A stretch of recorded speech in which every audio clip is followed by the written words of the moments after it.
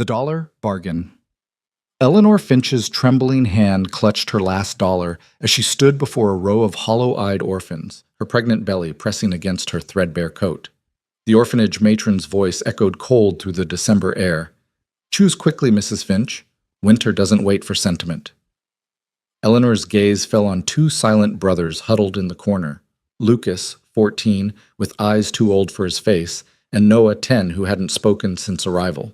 She needed hands to save her failing ranch before her baby came. She needed survival.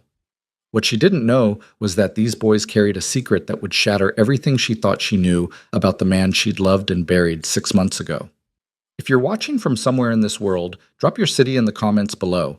I want to see how far Eleanor's story travels. And if this story grabs you, hit that like button and stay until the very end. You won't believe where this goes. The Wyoming Territory wind cut through Eleanor Finch's coat like a rusty blade as she stood on the sagging porch of the Salvation Ridge holding house for displaced youth. The paint had long since peeled away, leaving gray wood exposed to the elements like bones picked clean. Inside, she could hear the shuffle of small feet, the cough of sickness, the silence of children who'd learned that crying brought nothing. Her hand moved to her belly, 5 months swollen now, though she'd barely been eating enough to keep herself upright.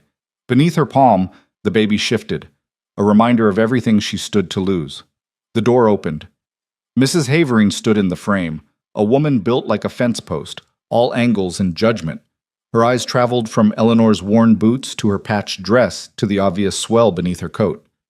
"Mrs. Finch." The name came out flat, neither welcoming nor dismissive. "You're late." The road from Broken Creek took longer than expected. Eleanor's voice came out steadier than she felt. "The snow inside." Mrs. Havering stepped back, allowing just enough room for Eleanor to pass without their bodies touching, as if poverty might be contagious. The holding house interior smelled of lye soap, boiled cabbage, and that particular scent of too many unwashed bodies in too small a space.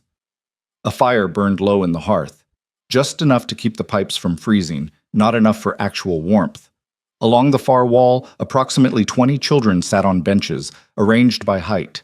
Their faces held that peculiar emptiness Eleanor had seen in the mirror lately, the look of people who'd stopped expecting anything good. "These are the ones available for indenture." Mrs. Havering gestured toward the children like a shopkeeper indicating merchandise. "The older boys are strongest, naturally, but they come with histories." She said the word histories the way some people said disease. "The younger ones are more manageable." Eleanor's throat tightened. She'd told herself during the long wagon ride that this was practical, necessary, survival. But standing here, looking at these children who'd already lost everything, the words indenture and available tasted like ash. "I need—" She paused, steadied herself. "I need workers. My ranch is small, 40 acres, mostly grazing land. My husband passed in June. The baby comes in April. I need hands who can work hard through winter and spring." Mrs. Havering's expression didn't shift. "You understand the terms? 5-year indenture minimum. You provide room, board, basic education if they're under 12. They work as directed. Legal contract, witnessed and filed with the territorial office." "I understand." "And the placement fee?" Eleanor reached into her coat pocket and withdrew a single crumpled dollar bill. It was everything, the last of what she'd gotten from selling her wedding ring, her mother's cameo, the silver candlesticks that had been a wedding gift. The money from selling the cattle herd had gone to pay the land taxes. The money from selling her mare had bought seed for spring planting. This dollar was the difference between making it through winter or losing everything before her baby drew its first breath. Mrs. Havering took the bill, held it up to the dim light as if checking its authenticity, then tucked it into her apron pocket. $1 buys you 1 child. Choose." Eleanor's hands clenched at her sides.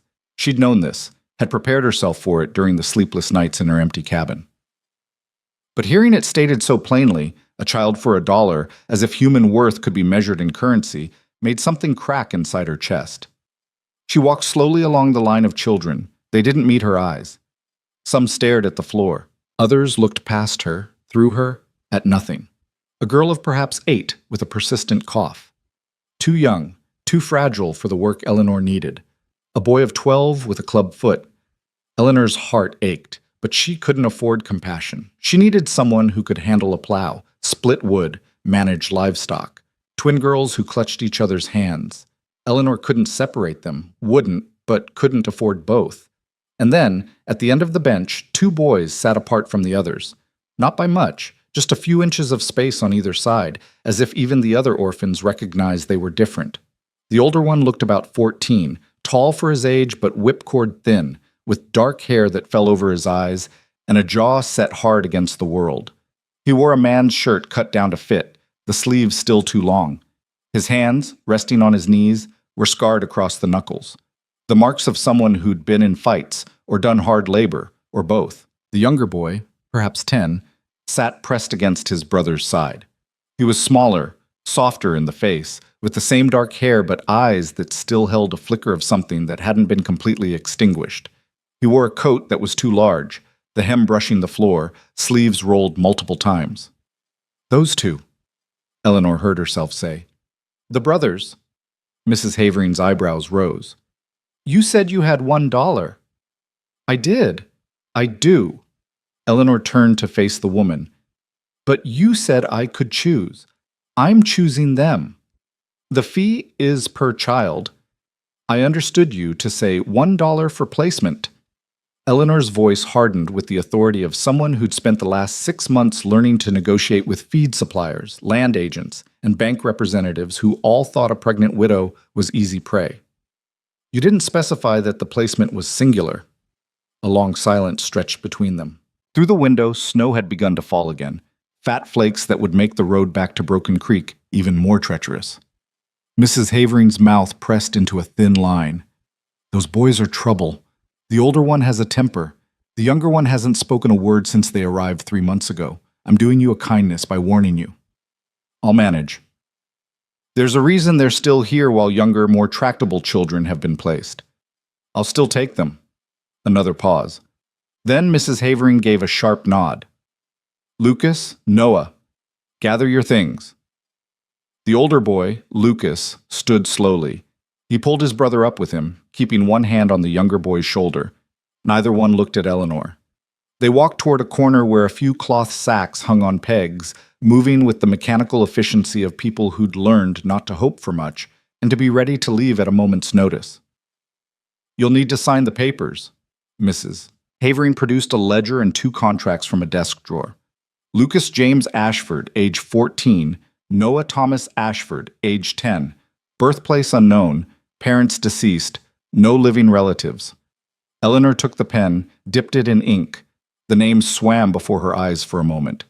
Ashford, common enough, meant nothing.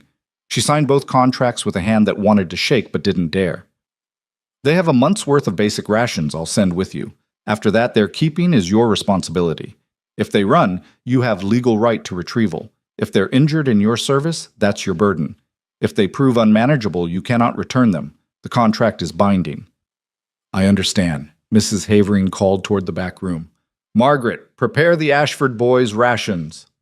While they waited, Eleanor finally turned to look at the 2 boys fully. They stood by the door now, each holding a thin cloth sack that likely contained everything they owned in the world. Lucas stared at a point somewhere past her shoulder, his jaw still set in that hard line. Noah pressed against his brother's side, one hand clutching Lucas's sleeve.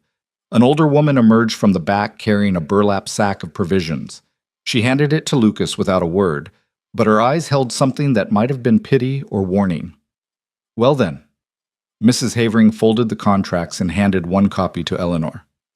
"They're yours now, Mrs. Finch. May you have better luck with them than we did." Eleanor led the way out into the snow. Her wagon waited where she'd left it, the mule stamping its feet against the cold. She'd brought old blankets to sit on, another to wrap around whoever she brought home. It seemed pitifully inadequate now, looking at these 2 thin boys in their insufficient clothing. "In the back," she said, gesturing to the wagon bed. "There's a blanket. Share it." Lucas helped Noah up first, then climbed in himself. They settled into this corner, pulling the blanket around their shoulders. Still, neither one had looked directly at her. Neither one had spoken. Eleanor climbed onto the driver's bench, took up the reins, and urged the mule forward.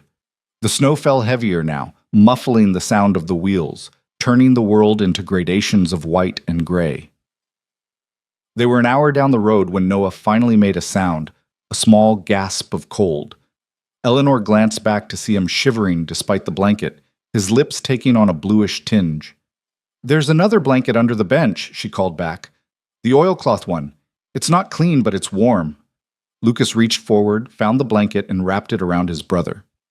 His movements were careful, almost tender. This, Eleanor realized, was what had kept them alive. This older brother who'd learned to be both parent and protector to a boy who'd stopped speaking. "How long to your place?" Lucas's voice startled her. It was deeper than she'd expected, roughened by disuse or cold, or both. 3 hours in good weather, maybe 5 in this?" Eleanor kept her eyes on the road ahead, on the barely visible ruts beneath the accumulating snow. "There's a trading post about halfway if we need to stop." Silence again. The mule plodded forward, breath steaming in the cold air. "Why us?"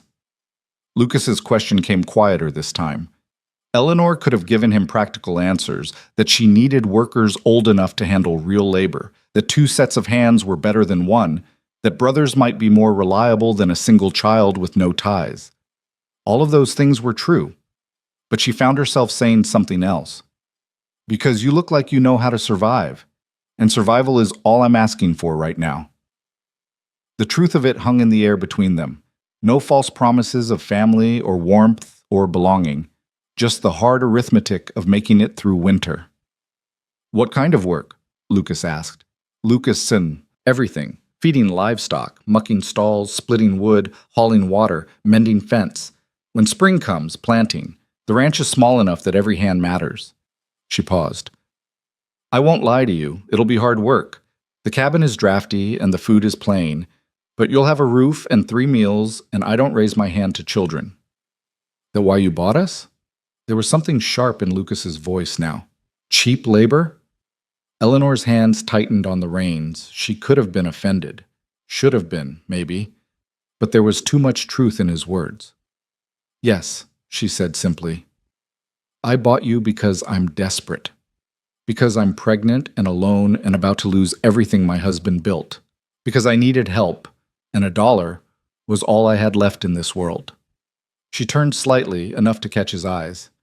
"But what happens after we get through winter? That depends on all of us." Something flickered in Lucas's expression. Not softening exactly, but a slight easing of that hard-set jaw.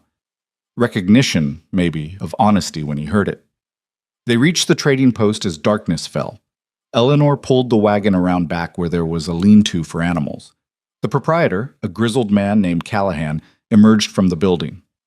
"Eleanor Finch." He nodded to her, then glanced at the boys. "Picked up some help, I see." "Lucas and Noah Ashford. They'll be working my place through winter."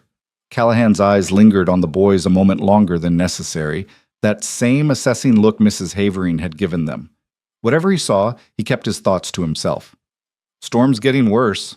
You're welcome to bed down in the storage room if you need. No charge. Just don't touch the inventory." "Thank you, but we'll push through. I've got livestock that need feeding." "Suit yourself. Safe travels." They continued into the darkness, the snow now falling so thick that Eleanor could barely see the mule's head in front of her. She hunched into her coat, every part of her body aching with cold and exhaustion. Behind her, she could hear Noah's teeth chattering despite the blankets. "How much further?" Lucas called forward. "Another hour, maybe less." But it was closer to 2 hours before the dim outline of the cabin appeared through the snow. It sat at the base of a foothill, sheltered by a stand of pines, with a small barn and corral off to one side. Eleanor had never been so grateful to see that sagging roof, those patched walls, that thin stream of smoke from the chimney she'd banked before leaving that morning. She pulled the wagon up to the barn. "Help me get the mule unhitched, then we'll get inside." They worked together in the cold and darkness, Eleanor unhitching the harness, Lucas leading the mule into a stall, Noah gathering their few belongings from the wagon. The barn smelled of hay and animal warmth, infinitely preferable to the biting wind outside. "There are 2 cows and a pig," Eleanor said, pointing to the stalls. "They'll need feeding in the morning. Hay is stored in the loft. Water pump is outside. It hasn't frozen yet, but it will soon." Lucas nodded, taking it all in with those watchful eyes. They trudged through the snow to the cabin. Eleanor pushed open the door, and whatever warmth had remained from the morning fire rushed out to meet them. She quickly shut the door behind the boys and moved to stoke the fire, adding wood until flames caught and began to push back the darkness. The cabin was a single large room with a sleeping loft accessible by ladder. A table and 4 chairs occupied the center. A cook stove sat against one wall, a wash basin and cupboard against another. Eleanor's bed, the bed she'd shared with her husband, occupied the far corner, covered now with quilts she'd made during her first winter here, when she'd been a new bride and thought love could conquer the loneliness of frontier life. "The loft is yours," she said, gesturing upward. "There are 2 old mattresses up there, some extra blankets. Not much, but it's warmer than the barn." Lucas set down his sack and helped Noah climb the ladder. Eleanor heard them moving around overhead, the creak of floorboards, the rustle of blankets. She heated water on the stove, made a simple soup from dried beans and the last of some salt pork. Her hands moved automatically through motions she'd performed 1,000 times, but her mind was elsewhere, calculating how long their food stores would last with 2 extra mouths, planning out tomorrow's work, wondering if she'd made a terrible mistake. "Food's ready," she called up. They descended the ladder and sat at the table. Eleanor ladled soup into tin bowls, set out a half loaf of bread she'd made 2 days ago. For several minutes, the only sound was the scrape of spoons against metal. Noah ate hungrily, both hands wrapped around his bowl as if afraid someone might take it. Lucas ate more slowly, methodically, his eyes constantly moving, to the windows, to the door, to Eleanor, back to his brother. "There's more if you want it," Eleanor said. Lucas shook his head. Noah looked like he might want more, but didn't ask. Eleanor refilled Noah's bowl without comment. When they finished, Lucas started to gather the bowls, but Eleanor waved him off. "Tomorrow. It's been a long day. Get some sleep." They climbed back up to the loft. Eleanor heard them settling in, the murmur of Lucas's voice too low to make out words, then silence. She sat alone by the fire, one hand on her belly, where the baby shifted and turned. Outside, the wind howled around the cabin's corners, finding every crack and gap in the walls. Tomorrow she'd have Lucas help her pack more mud and straw mixture into those gaps. Tomorrow, they'd start the real work. Tonight, she was too tired to think beyond the fact that she was no longer alone. She banked the fire, changed into her nightgown, and crawled into bed. The sheets were cold against her skin. She curled on her side, pulling the quilts up to her chin, and closed her eyes. Sleep came quickly, but it was not restful. She dreamed of her husband, Thomas, with his easy smile and his promises that everything would work out, that they'd build something lasting here in Wyoming territory. In her dream, he stood at the edge of the property line, looking back at the cabin. But when she called his name, he turned and walked away, disappearing into a horizon that went on forever. She woke in darkness to the sound of voices overhead. Not loud, but urgent enough to pull her from sleep. "Can't stay here." Lucas's voice, pitched low but intense. A pause. Then Noah, so quiet Eleanor almost missed it. "Where would we go?" Her breath caught. Noah had spoken. The boy who supposedly hadn't said a word in 3 months had spoken. "Anywhere. Back to Denver, maybe. We could find work." "You're 14. I'm 10. Nobody's hiring us. Better than this. Better than being some widow's bought help. She fed us. Gave us blankets. For now. You think that lasts? You think people like her are different from the rest?" Lucas's voice carried years of betrayal, of promises broken. "They're all the same. They use you up and throw you away." Silence. Eleanor lay frozen in her bed, knowing she should make a sound, should let them know she could hear, but unable to move. "He did that," Noah said finally. His voice was small, younger than 10. "Left us like we were nothing." He. Eleanor's mind raced. A father? A guardian? Someone who'd abandoned these boys before they ended up in the holding house? "Yeah, he did." Lucas's voice had gone flat, emotionless. "And she was married to him. You think she's any different?" The words hit Eleanor like a physical blow. Married to him. Married to who? Thomas? That was impossible. Thomas had no brothers, no family at all. He told her that when they married.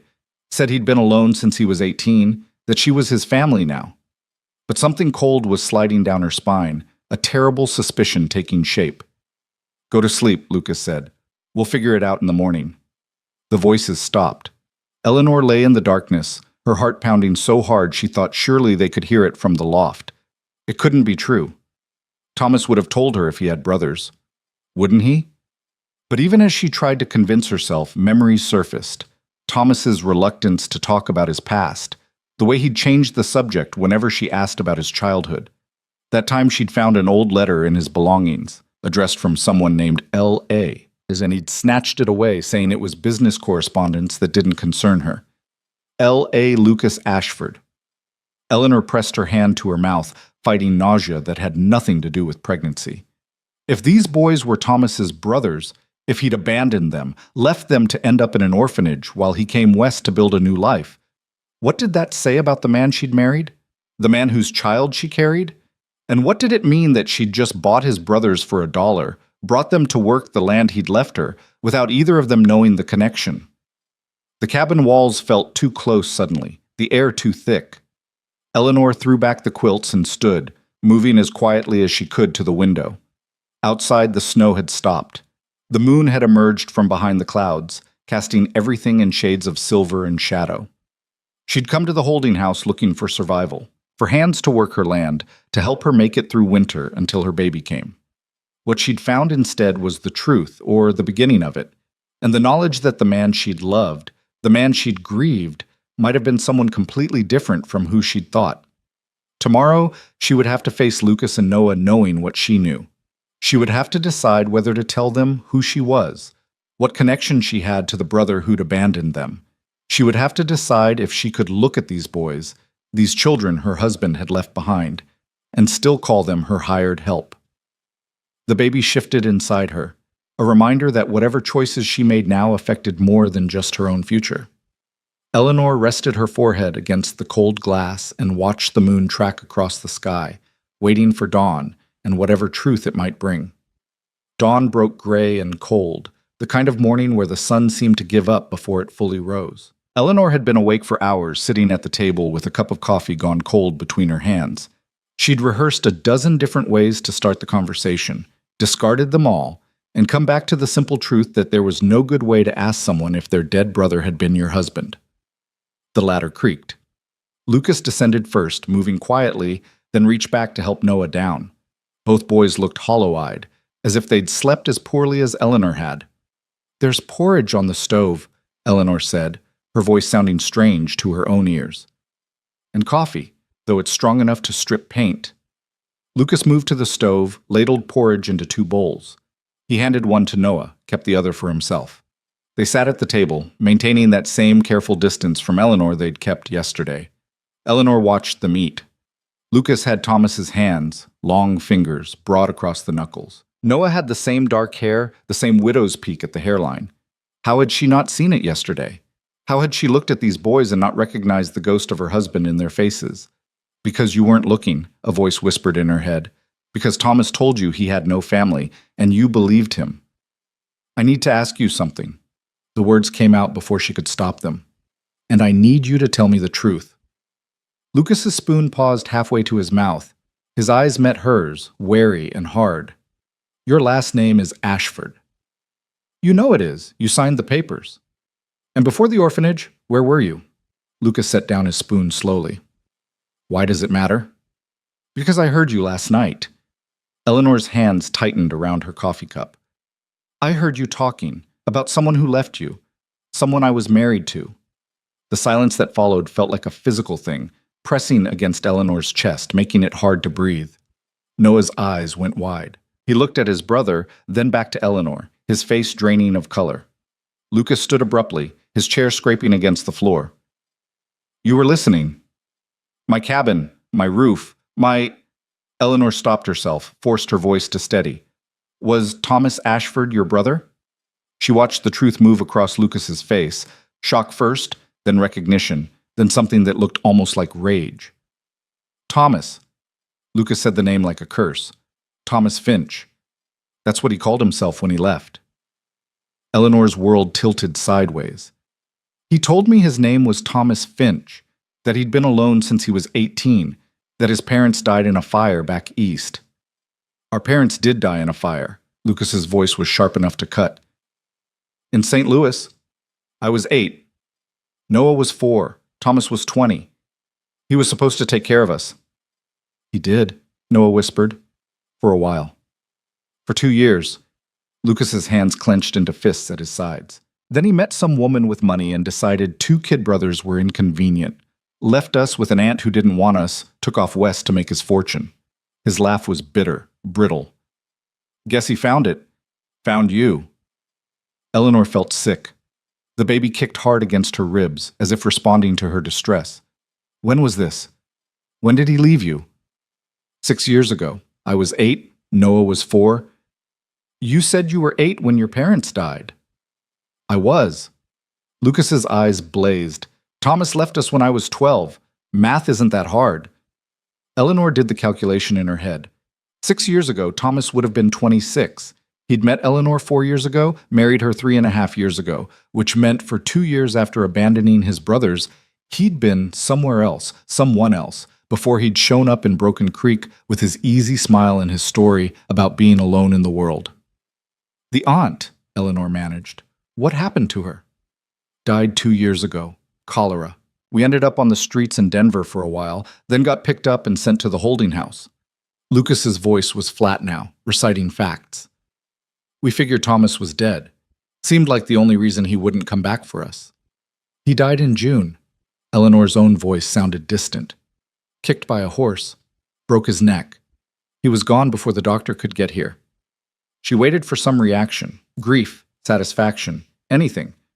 But Lucas just nodded, as if this confirmed something he'd already known. Good, he said simply. Noah made a small sound, quickly stifled. Don't. Lucas turned to his brother. Don't you dare defend him. He left us. Left us to starve, to freeze, to end up in that place. And now we find out he was living here with a wife and a... He gestured sharply at Eleanor's belly. A baby on the way. Don't you see? We weren't worth staying for, but she was. That's not fair, Eleanor said quietly. Fair? Lucas laughed again, that same bitter sound. You want to talk about fair? You bought us yesterday. Bought us with $1. Just like he bought his new life by selling us out. So, don't talk to me about fair. The words struck like physical blows. Eleanor forced herself to sit still, to absorb them, to not flinch away from the truth in them. You're right, she said finally. I did buy you. And your brother, my husband, he did abandon you, and none of that is fair. Lucas stared at her, clearly not expecting agreement. But I didn't know. Eleanor met his eyes steadily. I didn't know about you. He never told me he had brothers.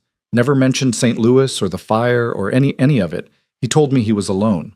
She paused, swallowed hard. I'm sorry. I'm sorry for what he did to you. I'm sorry I brought you here without knowing.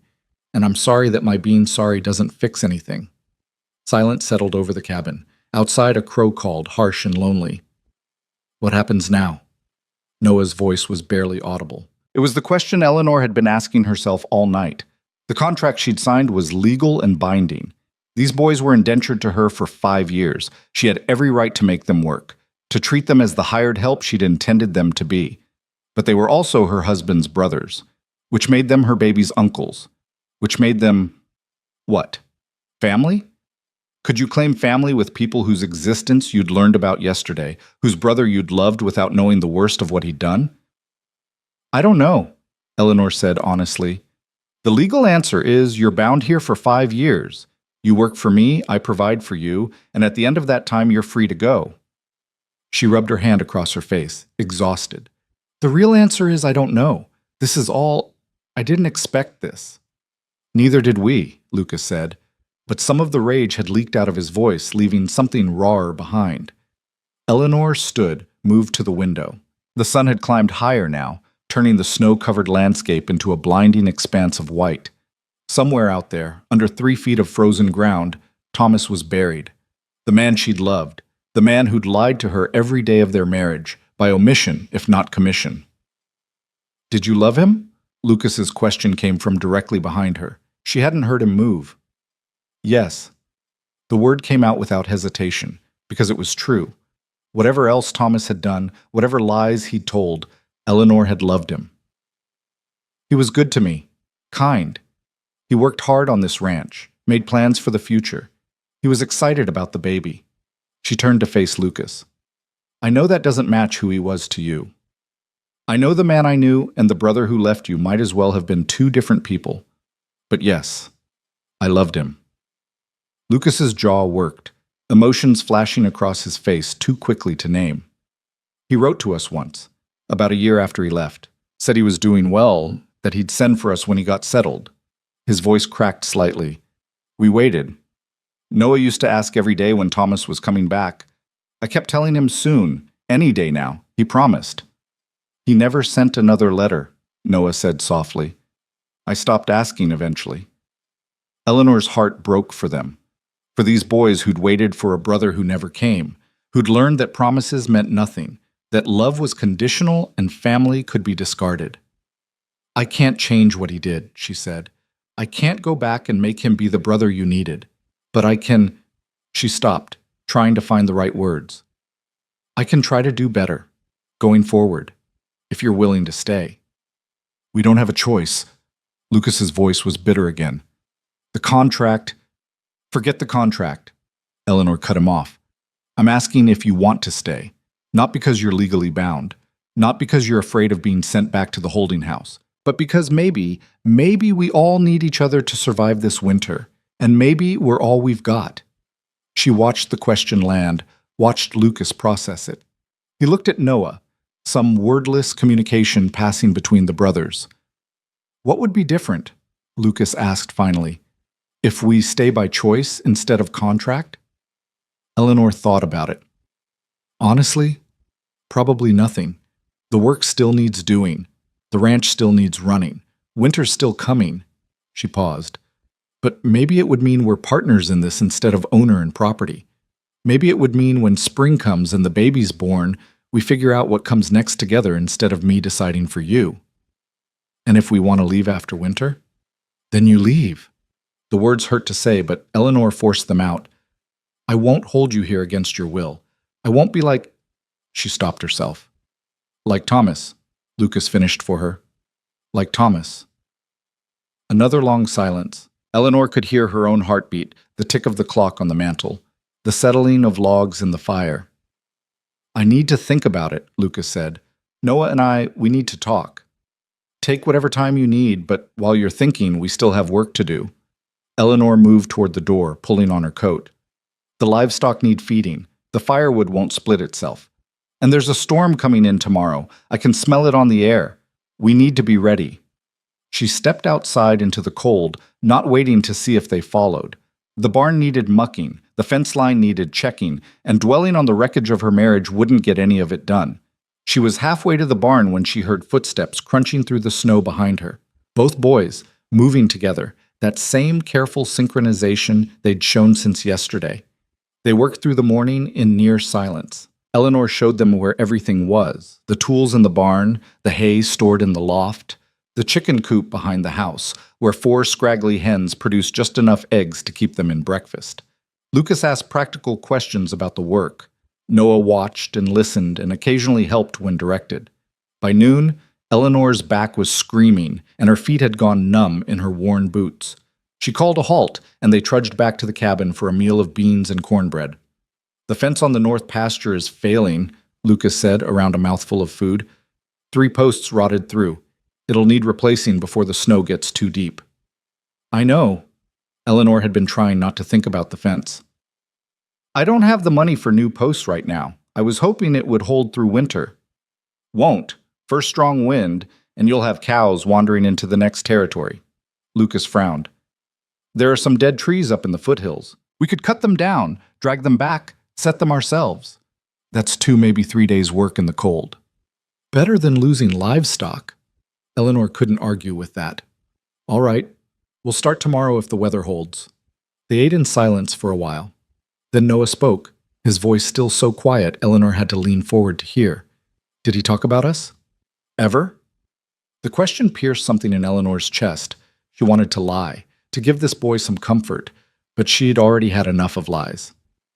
No, she said gently. He never mentioned having brothers. I'm sorry. Noah nodded, eyes on his plate. Lucas reached over and gripped his brother's shoulder briefly, a gesture of comfort so automatic it seemed unconscious. Did he talk about anything from before? Lucas asked. St. Louis? Our parents? Anything? He said his parents died when he was young. He never specified how. He said he'd been on his own since then, working his way west. He talked about wanting to build something permanent, to have a family, to put down roots. Eleanor's voice caught. I thought I understood him, thought we wanted the same things. Maybe he did. Lucas's voice was grudging. Want those things, I mean. Maybe he just wanted them without the baggage of the family he already had. It was possible. Eleanor had learned enough about people in her 24 years to know that humans were capable of holding contradictory truths, wanting family while abandoning the one they had, craving belonging while running from connection. There's something else you should know, she said, about the ranch, about why I needed help. She paused, gathering her courage. When Thomas died, I found out he'd taken out a loan. A big one. He used the ranch as collateral.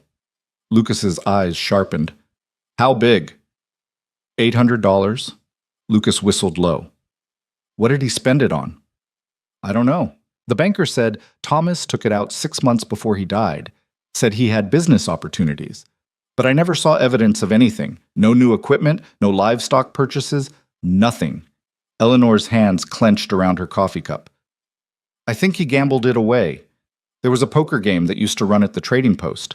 I think he lost it all and couldn't figure out how to tell me. When's the loan due? April. Same month the baby comes. And if you can't pay? We lose everything. The bank takes the ranch, the house, the livestock. Everything. Eleanor met his eyes. That's why I needed help. I have to make this place profitable enough by spring to at least make a payment, prove I can keep up with the debt. Otherwise, my baby and I will have nothing. Lucas sat back, processing this. $800. That's more money than most people see in 5 years. I know. And you thought 2 kids from an orphanage could help you save a failing ranch and pay off that kind of debt? I thought it was better than giving up. Eleanor's voice hardened. I thought maybe, just maybe, if I worked hard enough and had help enough, I could pull this off. Was I wrong? The challenge hung in the air. Lucas stared at her for a long moment, then slowly shook his head. No, he said quietly. You weren't wrong. Desperate, maybe, but not wrong. He glanced at Noah, then back to Eleanor. We'll stay. Through winter, at least. Help you try to save this place. Not because of the contract. Not because of the contract. Lucas's voice was firm. Because Noah and we know what it's like to lose everything. And because maybe... He paused, seeming to struggle with the words. Maybe Thomas owed us this much. Didn't give it himself, but left it behind for us to claim. It wasn't forgiveness. Eleanor understood that. It was something more complicated. A reckoning with the past. An acceptance of what was owed and what could never be repaid. Thank you, she said simply. They returned to work after lunch. Eleanor showed them the rest of the property, the small vegetable garden now buried under snow, the creek that ran along the eastern boundary and provided their water supply, the stand of pine trees that sheltered the cabin from the worst of the winter winds. As the sun began to set, painting the snow in shades of pink and gold, they stood together at the top of the rise looking down at the cabin and barn. It's small, Lucas said. Yes. The cabin's barely weatherproof. Yes. The barn needs a new roof. Yes. And you think we can make this place turn a profit by spring? Eleanor looked at the ranch spread out below them, all 40 acres of frozen ground and broken dreams. I think we don't have a choice but to try. Lucas was quiet for a moment. Then, surprising her, he smiled slightly. Thomas used to say that. Don't have a choice but to try. Usually right before he did something stupid. Sounds like him, Eleanor said, though she'd never heard Thomas say that exact phrase. But she could imagine it, his optimism, his refusal to acknowledge obstacles until they were directly in his path. Come on, Lucas said, turning back toward the cabin. It's getting dark. And that storm you smelled is definitely coming. The air feels wrong. They made their way back down the hill.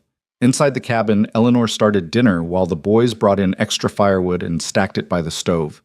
The routine felt almost normal, almost like they'd been doing this for months instead of just 2 days. Over dinner, they talked about the work ahead, the fence repair, the firewood that would need cutting and splitting, the barn roof that might hold through one more winter if they patched it properly. Practical things, safe topics that didn't touch on Thomas or the past, or the complicated knot of obligation and resentment that tied them together. After the dishes were cleaned, Noah climbed up to the loft while Lucas lingered by the fire. "Can I ask you something?" he said. "Yes." "The baby. Do you—" He stopped, started again. "Are you scared?" Eleanor thought about lying, putting on a brave face. But Lucas had earned honesty. "Terrified. I've never had a baby before. My mother died when I was young, so I don't have her to ask. And the nearest midwife is 4 hours away in good weather." She placed a hand on her belly. "I'm scared I'll do it wrong. Scared something will go wrong. Scared I'll fail this child the way—" She stopped herself. "The way Thomas failed us," Lucas finished. "I wasn't going to say that." "But you were thinking it." Lucas poked at the fire with the iron. "You're not like him, you know. You wouldn't have taken us in if you were. You would have chosen someone easier, someone who didn't come with all this history." "I didn't know about the history when I chose you." "But you know now, and you're not sending us back." Eleanor couldn't argue with that. "No, I'm not." "Why?" It was a fair question. Eleanor thought about it, trying to find words for something she barely understood herself. "Because maybe you're right. Maybe Thomas does owe you this, and maybe I need to know that some good came from our marriage, that it wasn't all built on lies." Lucas nodded slowly. "For what it's worth, I don't think he lied about everything. I think he really did want what he told you, a home, a family, all of it. He just wanted it without having to face what he'd done to get it. Is that supposed to make me feel better? No. It's supposed to help you understand that people are complicated, that someone can love you and still be a coward, can build you a home and still be running from the one they left behind." Lucas's voice went quiet. "I loved him once. My big brother who took care of us after our parents died. I thought he was the bravest person in the world. Finding out he wasn't, that he was just scared and selfish like everyone else, that hurt worse than being abandoned." Eleanor understood. She was living that same realization now, watching the man she'd loved fracture into someone more complicated, more flawed, more human than the person she'd thought she married. "I'm sorry," she said. "For both of us. For all of us." "Yeah, me too." They sat in silence, watching the fire burn low. Outside, the wind had picked up, rattling the shutters and finding every gap in the walls. The storm Lucas had predicted was rolling in. "Better get some sleep," Eleanor said finally. "Tomorrow's going to be hard." Lucas climbed to the loft. Eleanor banked the fire and crawled into bed, listening to the wind howl and the boys settle overhead. She thought about Thomas, about the lie their marriage had been built on, about the brothers he'd left behind, and the wife he had left pregnant and alone. But she also thought about the morning ahead, about fence posts that needed setting and firewood that needed cutting and a ranch that needed saving. She thought about Lucas's careful way with his brother and Noah's quiet resilience, and the possibility that maybe, they could build something real out of the wreckage they'd inherited. The baby kicked, hard and insistent, demanding space where there was none to spare. Eleanor placed her hand over the movement, a promise forming in her mind. "I won't be like him," she thought. "I won't run. I won't abandon. Whatever comes, we face it together." It wasn't much, but it was a start. The storm hit 2 hours before dawn, battering the cabin with wind that sounded like something alive and furious. Eleanor woke to the shriek of it, to the rattle of shutters and the groan of timber straining against the onslaught. She lay in the darkness, one hand pressed protectively over her belly, listening to the world try to tear itself apart outside. A crash from overhead made her bolt upright. She heard scrambling, then Lucas's voice cutting through the wind's howl. "The roof! Part of it's giving way!" Eleanor was out of bed before she'd fully processed the words, pulling on her boots even as Lucas descended the ladder with Noah right behind him. In the firelight, she could see snow beginning to sift through a gap in the loft ceiling, a thin white curtain that would become a flood if the breach widened. "How bad?" she called over the wind. "Bad enough. The north corner looks like the weight of the snow finally broke through." Lucas was already moving toward the door. "We need to get up there, shore it up before the whole thing comes down. In this storm, you'll freeze to death before you fix anything." And we'll all freeze to death if the roof caves in. Lucas grabbed his coat. I've done this before. Back in Denver, we lived in a tenement that was always falling apart. You learn to patch fast or you don't survive winter. Eleanor wanted to argue, to tell him he was 14 years old and shouldn't have to risk his life to save her falling down cabin. But the snow was coming through faster now, and she could hear the ominous creak of wood overhead giving way by inches. Tell me what you need, she said instead. They worked in a kind of controlled chaos. Eleanor held the ladder while Lucas climbed onto the roof with rope and canvas tarp, his small frame better suited than hers to navigate the ice-slicked shingles. Noah stood at the base feeding up supplies, nails, boards salvaged from an old wagon bed, anything that might hold against the wind. The storm fought them for every inch, trying to rip the tarp from Lucas's frozen hands, threatening to pitch him off the roof into the darkness below. "Tie it off on the south corner," Eleanor shouted, her voice barely carrying over the wind. "Loop it through the chimney brace." She couldn't see if Lucas heard her, could only watch his shadow move across the roof, trusting that a 14-year-old boy who'd survived abandonment and streets and orphanages knew enough about survival to keep himself alive through this. It took an hour. By the time Lucas climbed back down, his face was blue with cold, his hands so numb he couldn't grip the ladder rungs properly. Eleanor caught him as he half fell the last few feet, steadied him while Noah wrapped a blanket around his shoulders. "Inside," she ordered. "Both of you. Now!" In the cabin, Eleanor built up the fire while the boys huddled close to it, shaking with cold that went bone deep. She heated water, made them drink cup after cup of weak tea sweetened with the last of her honey, watched their color slowly return from blue to pale to something approaching human. "That was foolish," she said, when Lucas's teeth finally stopped chattering enough for him to speak. "It worked. You could have died. But I didn't." Lucas held his hands toward the fire, flexing fingers that were still too white. "And the roof's holding. For now." Eleanor wanted to rage at him, wanted to tell him he didn't get to risk himself like that she was responsible for him now and she couldn't bear to lose anyone else. But the words wouldn't come because they both knew the truth. If Lucas hadn't gone up there, they'd all be huddling in the barn right now, watching the cabin collapse under the weight of snow and wind, and a winter that didn't care about fairness or justice or the fragile lives it crushed. "Thank you," she said instead. Lucas met her eyes, and for a moment she saw past his careful walls to the scared boy underneath, the one who'd learned too young that survival meant doing the dangerous thing because the alternative was worse. "You'd have done the same," he said. "Maybe, but I'm glad I didn't have to."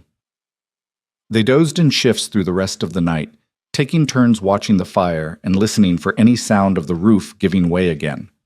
By the time gray dawn filtered through the shutters, the storm had blown itself out, leaving behind a world buried under 3 feet of new snow. Eleanor stood at the window, looking out at drifts that came halfway up the barn door, at a landscape rendered utterly foreign by the storm's violence. "We need to dig out the barn," she said. "The animals will be panicking." It took them most of the morning to carve a path through the snow. Even with all 3 of them working, it was exhausting labor, shoveling, packing, shoveling again as new snow slid down to fill the space they'd cleared. Eleanor's back screamed in protest, and twice she had to stop and catch her breath while the baby pressed against her lungs. "Rest," Lucas said, not unkindly. "Noah and I can finish this." "I'm fine." "You're pregnant and exhausted. Rest." Eleanor wanted to argue, to prove she could work as hard as any hired hand, but her body was making its own argument, and she was learning the hard way that pride wouldn't get her through winter. She retreated to the cabin while the boys finished clearing the barn. Inside, she made herself useful preparing a meal from their dwindling stores, beans again, cornbread, the last precious scraps of salt pork. She was just pulling the cornbread from the oven when she heard Noah scream. She was out the door and running before conscious thought caught up, slipping in the snow, catching herself, running again. Lucas met her halfway to the barn, his face white with something beyond cold. "It's the cow, the brown one. She's down." Eleanor's heart sank. They had 2 cows, one brown, one spotted. The brown one was their best milker, the one Eleanor had been counting on to provide milk through winter and into spring when the baby came. She found the cow in her stall, lying on her side in the straw, sides heaving with the wrong kind of breathing. Eleanor knelt beside her, running practiced hands over flanks that felt too hot, checking eyes that showed too much white. Bloat, she said quietly. She got into something, or the cold stressed her system. Either way. Can you save her? Noah's voice was small, afraid in a way that had nothing to do with the cow and everything to do with what losing her would mean. Eleanor wanted to lie, wanted to promise that everything would be fine, that they'd fix this like they'd fixed the roof. But she'd learned enough about ranching to recognize when an animal was too far gone. I don't know, she said honestly. I can try. She tried. Spent the next 4 hours in that barn, dosing the cow with every remedy she knew. Salts dissolved in warm water, oil to try to break up the gas, gentle massage to encourage movement. Lucas and Noah helped, following her instructions, their faces tight with concentration. But the cow's breathing grew more labored, her eyes more glassy. As sunset painted the snow orange and gold, Eleanor finally had to accept what she'd known since she'd first seen the animal lying in the straw. I'm sorry, she whispered, to the cow and to the boys and to herself. I'm so sorry. The cow died as full darkness fell. Eleanor sat back on her heels, covered in sweat and straw despite the cold, and felt something crack inside her chest. It was just an animal. Just a cow. But it was also their milk supply, their insurance, one of the few valuable assets they had left. Without her, the math of survival shifted in the wrong direction. What do we do now? Lucas asked quietly. We butcher her. Eleanor's voice came out flat, practical, because if she let herself feel the full weight of this loss, she'd break completely. We can't afford to waste the meat. It'll freeze in this cold, keep us fed through the worst of winter. They worked by lantern light, the grim business of turning a living creature into food. Lucas proved handy with a knife, his cuts clean and efficient in a way that made Eleanor wonder what else he'd had to learn on the streets of Denver. Noah held the lantern and didn't look away, though his face was pale. By the time they finished, it was past midnight. They stumbled back to the cabin, too exhausted for speech, and fell into bed without bothering to wash the blood from their hands. Eleanor lay awake listening to the boys breathing overhead and tried not to calculate how much this setback had cost them. One cow dead. One cow remaining, who'd need to be bred in spring if they wanted milk next winter. The money they might have gotten from selling the brown cow's calves, gone. The margin for error they'd been operating on, narrowed to nothing. She woke the next morning to find Lucas already up, standing at the window. What is it? She asked, pulling her shawl around her shoulders. Riders coming, 3 of them. Eleanor's stomach dropped. Visitors this far out in winter usually meant trouble.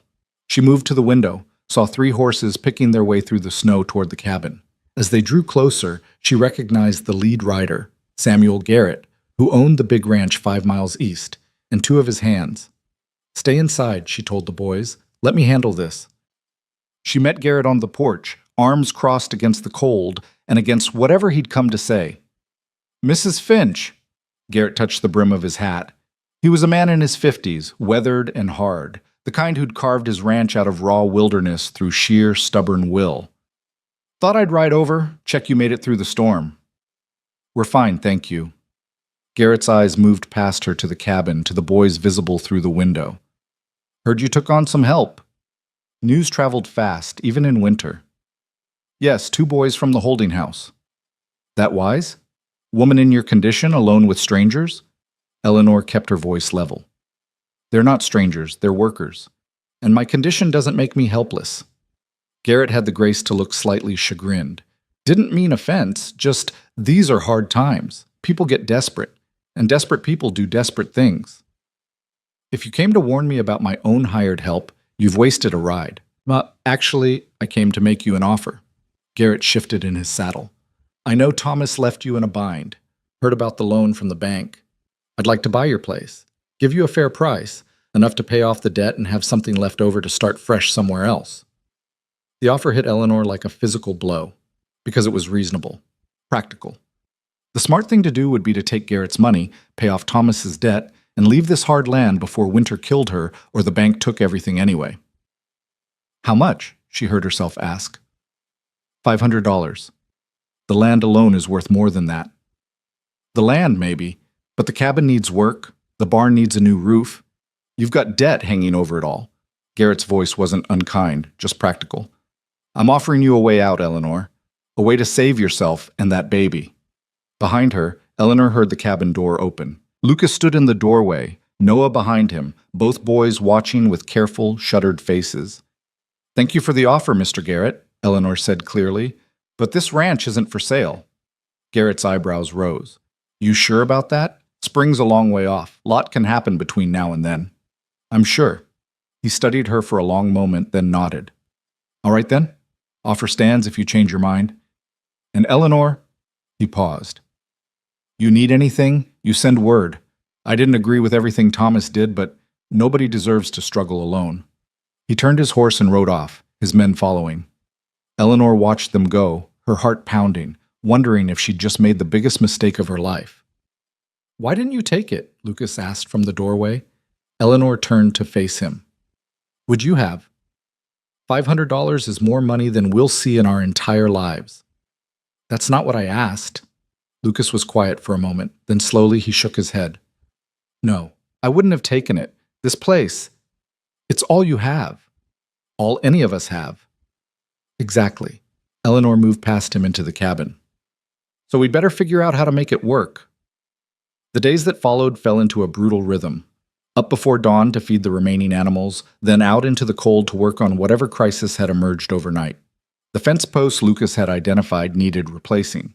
The chicken coop door had blown off in the storm and needed rehinging. The creek was starting to freeze over, which meant hauling water from farther upstream. Every day brought new problems, new emergencies, new tests of their ability to simply survive. But something was shifting between them, subtle as the lengthening of days. Lucas started asking Eleanor's opinion instead of just telling her what needed doing. Noah began speaking more often, his voice still quiet but present, and Eleanor found herself trusting them in ways she hadn't expected, trusting Lucas to make decisions when her back pain got too bad to think clearly, trusting Noah to handle the chickens and gather eggs without supervision. One evening, 3 weeks after the storm, they sat around the table after dinner, too tired to move but not quite ready to climb to bed. Tell me about St. Louis, Eleanor said. Before the fire. What was it like? Lucas's face closed down immediately. Why? Because your brother, because Thomas, never told me anything about his life before. And I want to understand.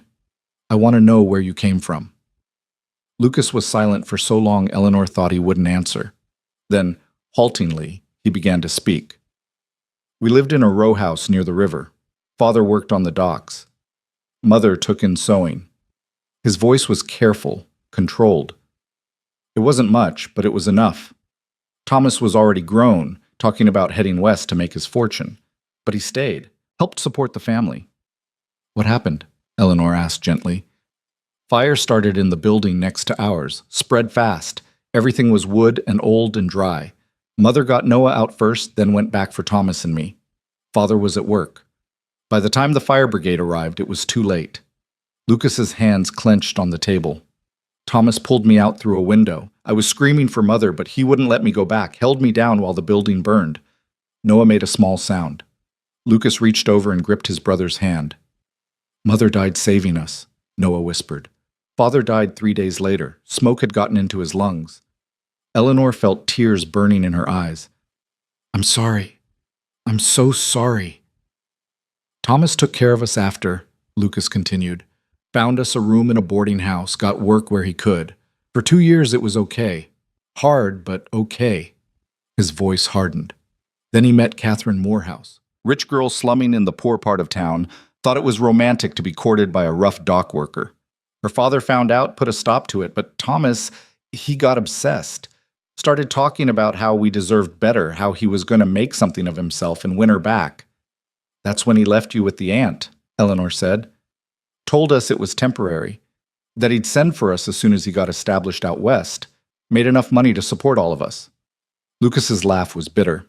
We believed him. What else could we do? We were 8 and 4. We didn't have a choice.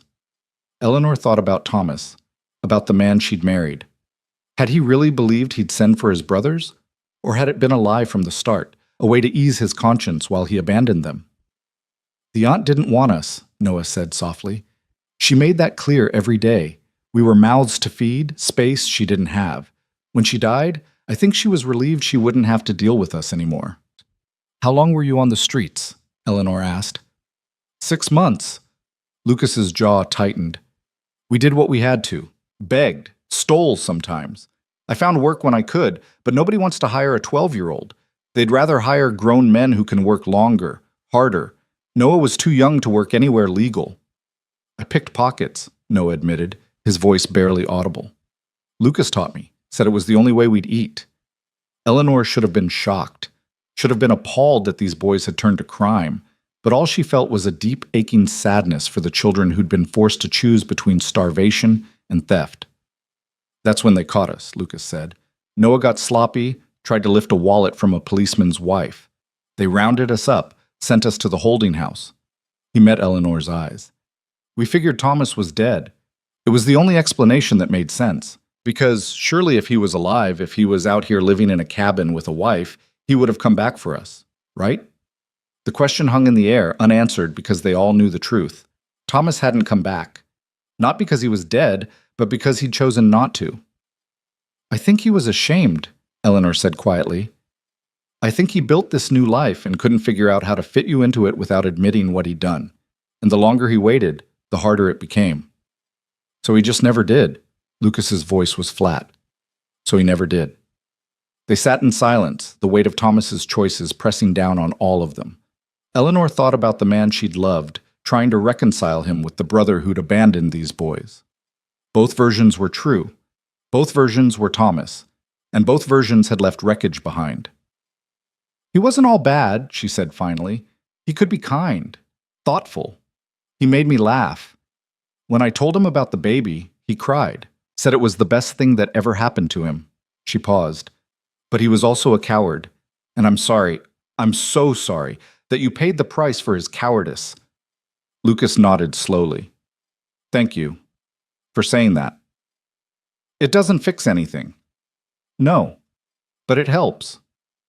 The conversation shifted to safer topics after that. Plans for spring planting, speculation about whether the remaining cow was pregnant, discussion of what needed fixing before the next storm hit. But something had shifted. Some wall had come down, leaving them raw and exposed, but also perhaps more honest with each other than they'd been before. That night, Eleanor lay in bed listening to the boys settle overhead, and realized something that should have terrified her, but instead felt like relief. She cared about them, not just as workers or as her husband's abandoned brothers, but as themselves. Lucas with his fierce protectiveness and his hard-won survival skills. Noah with his quiet resilience and his careful observations. They were becoming something more than hired help, something more than obligation. They were becoming hers, and she was becoming theirs. The thought should have been impossible. They'd known each other barely a month. They were bound together by the worst kind of circumstances, death and debt and deception. But Eleanor had learned that family wasn't always about blood or time or circumstance.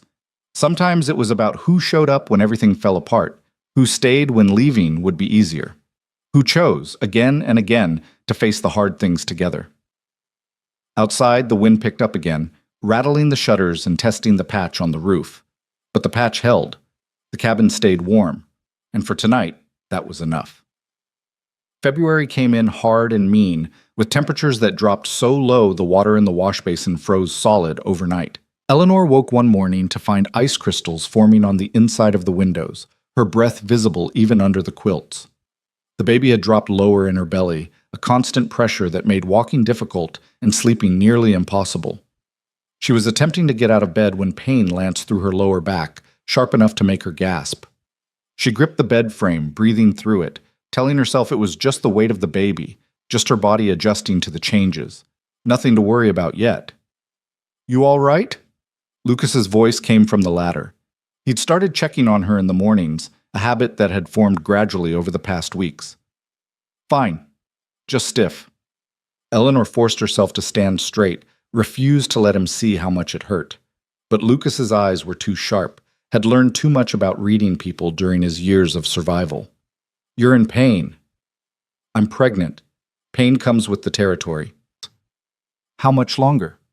Eleanor did the mental calculation. 6 weeks? Maybe 8 if the baby decides to be stubborn. "That's not long." "No." Eleanor moved to the stove, started building up the fire from last night's coals. Which means we need to be ready. I need you to ride to town tomorrow. Talk to Mrs. Patterson. She's the closest thing we have to a midwife around here. Lucas nodded. What do I tell her? That the baby will likely come in late March or early April. That I'll need her here when my time comes. And that I can pay her. Eleanor paused, doing the grim arithmetic in her head. I can pay her $10. It was money they didn't have, money that would come from selling something they couldn't afford to lose. But a baby born without help in a frontier cabin had a way of turning into two graves instead of one new life, and Eleanor refused to let that happen. The morning was spent on the endless work of winter survival. Lucas and Noah hauled water from the creek, now frozen so solid they had to break through 6 inches of ice to reach the flow beneath. Eleanor tried to help but found herself stopping every few minutes to catch her breath, to wait for the cramping in her belly to ease. Rest, Lucas ordered, taking the bucket from her hands. Noah and I can handle this. Eleanor wanted to argue, wanted to prove she was still capable, still pulling her weight, but her body was making its own arguments, and she was learning the hard way that stubbornness wouldn't carry her through labor if she exhausted herself before it even began. She retreated to the cabin and began taking inventory of their supplies. The butchered cow had provided meat, but their flour was running low, their salt nearly gone.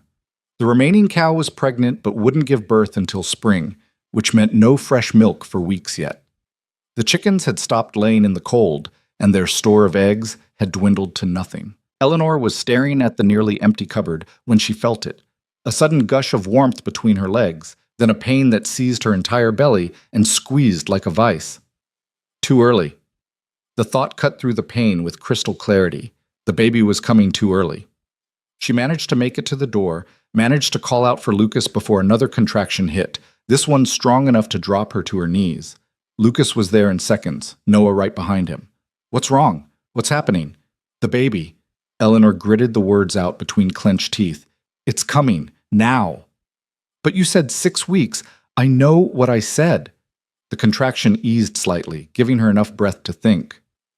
Lucas, you need to ride for Mrs. Patterson, right now. Tell her it started. That's 4 hours there and 4 hours back in good weather. I'll never make it in time. Eleanor knew he was right, knew that by the time he brought help, this would be over one way or another. But she needed him gone because she needed Noah gone, because she couldn't let these boys see her bleed and scream and possibly die the way women did in childbirth when things went wrong. Try anyway, she managed. Please.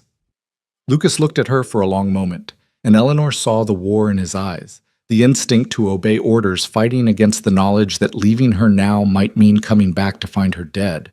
Then his jaw set in that familiar stubborn line.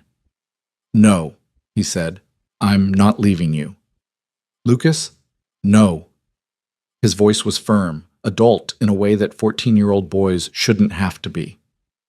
Noah, run to the barn. There's clean cloth in the storage chest, and there should be some old sheets we can boil. Bring all of it, and bring the whiskey from the top shelf, the bottle Thomas kept hidden. Noah ran. Lucas helped Eleanor to the bed, his hands steady despite the fear in his eyes. Have you ever done this before? Eleanor asked, knowing the answer but needing to hear it anyway. No, but I've seen it. In Denver, in the tenement, women had babies all the time. Lucas's voice was calmer than his face. Most of them lived through it. Most, Eleanor repeated, catching the word he'd left unsaid. You'll live through it. Lucas said it like a command, like he could make it true through sheer force of will. You're stubborn enough. Another contraction hit, and Eleanor stopped being able to think about anything except breathing through the pain. Time became strange, unmeasurable. She was aware of Lucas and Noah moving around her, of cloth being boiled on the stove, of whiskey being pressed to her lips. She was aware of the pain coming in waves that grew closer together, stronger, until there was no space between them to catch her breath. Something's wrong. She heard herself say it during a brief respite. The pain, it shouldn't be this bad, this fast. Lucas's face was white but determined. What do I need to do? I don't know. Eleanor wanted to scream with frustration and fear. She'd prepared as much as any woman could for childbirth, had talked to other mothers, had read the few books available on the subject. But none of it had prepared her for this, for pain that felt like her body was trying to tear itself apart from the inside. "The baby might be turned wrong," she gasped out. "Breech, or sideways. If it is—" "Tell me what to do," Lucas interrupted. "Step by step. I'll do it." Eleanor looked at this boy who wasn't really a boy anymore, who'd survived abandonment in streets and orphanages, who'd climbed onto a roof in a blizzard to save a cabin that wasn't even his. And she made a choice to trust him with the life she carried, because she had no other option. "You'll need to check. Feel for the baby's position." The words came out between ragged breaths. "If you can feel the head, that's good. Anything else?" She couldn't finish the sentence because another contraction hit, stronger than before, and she felt something shift inside her, a terrible wrongness that made her cry out. Lucas's hands were gentle but firm as he checked, his face a mask of concentration. When he looked up, his eyes held knowledge no 14-year-old should have to carry. "I feel feet," he said quietly. "The baby's coming feet first." Breech. The word carried weight, carried danger. Eleanor had heard the stories. Babies born breech who never drew breath. Mothers who bled out because the birth went wrong. She'd always told herself it wouldn't happen to her, that her baby would come head first and healthy and everything would be fine. "You need to turn it." Her voice came out steadier than she felt. "From the outside, press on my belly, try to shift the baby around." Lucas looked at Noah, who stood white-faced in the corner. "Boil more water and bring me those clean cloths." For the next hour, Lucas worked with a focus and determination that Eleanor would remember for the rest of her life. His hands pressed and kneaded at her swollen belly, trying to coax the baby into turning, into finding the right position. Eleanor bit down on a leather strap to keep from screaming, tasted blood where she'd bitten through her own lip. "It's moving." Lucas's voice held cautious hope. "I think, yes, it's turning. Keep breathing. Just keep breathing." But the baby didn't turn enough, or turned back, or was too stubborn to cooperate. When the next contraction came, Eleanor felt the unstoppable urge to push, felt her body taking over despite her mind screaming that it was too soon. The baby wasn't in position. This was going to go wrong. "I have to push," she gasped. "Not yet." "I can't stop it. Lucas, I can't." "Then push." Lucas's voice was calm, steady. The voice of someone who decided that panic was a luxury he couldn't afford. "Push and I'll guide the baby out. We can do this." Eleanor pushed and screamed and pushed again. She was aware of Lucas's voice, calm and encouraging, telling her she was doing well, telling her to breathe, telling her the baby was coming. She was aware of Noah hovering nearby, his small hands bringing clean cloths, fresh water, whatever Lucas needed. She was aware of pain beyond anything she'd imagined possible. And then, finally, blessedly, she felt the baby slip free in a rush of fluid and relief. Silence. Terrible, absolute silence. "Why isn't it crying?" Eleanor tried to sit up, panic cutting through exhaustion. "Lucas, why isn't the baby crying?" She saw Lucas's face, saw his hands working, saw him tip the baby upside down and strike its back firmly. Once, twice, then a third time, and then a sound, a weak mewling cry that strengthened into a full-throated wail. "It's a girl!" Lucas's voice was shaking now, all his careful control fracturing. "You have a daughter." He placed the baby on Eleanor's chest, this tiny, furious creature covered in blood and vernix and absolutely perfect. Eleanor's hands came up automatically, cradling her daughter, feeling the impossible reality of this life she'd carried and brought into the world. "Hello," she whispered.